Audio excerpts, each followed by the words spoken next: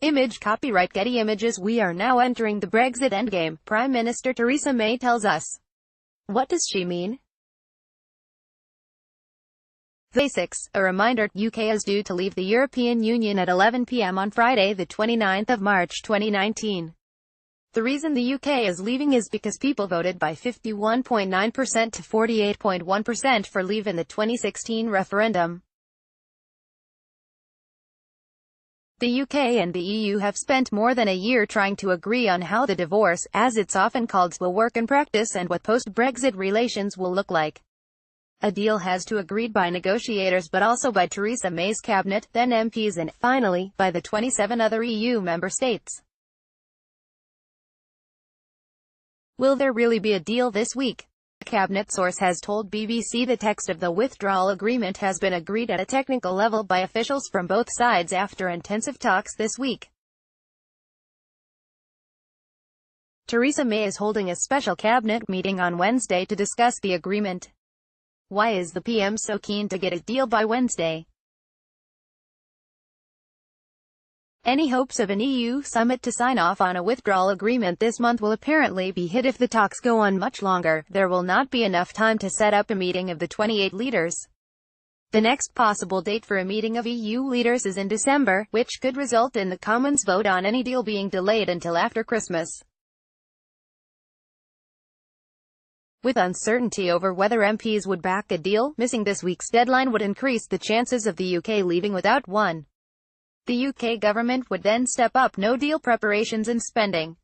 What were they still arguing about in Brussels? The sticking point over the Irish border. Both sides are committed to avoiding a return to a visible Northern Ireland border with border posts and checks.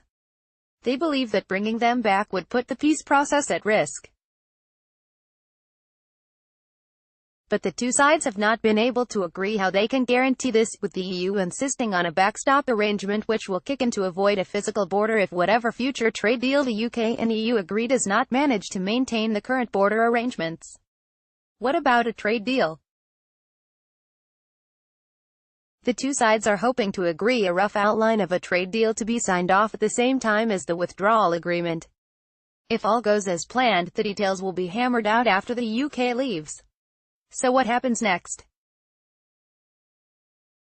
Even if she does get her top team to sign off on a Brexit withdrawal agreement, Theresa May faces the fight of her life to get MPs to vote for it. She does not have a Commons majority and many MPs on her own side, as well as Labour and the other opposition parties, are sceptical about her Brexit plans, or openly hostile to them. If the only choice presented to MPs is her plan or a no-deal scenario, it could frighten enough waivers into backing her. Labour and some Tories are trying to ensure other options are put to the vote. If she loses the vote, we enter uncharted territory. She may seek to renegotiate with the EU, but most expect her time in number 10 to end.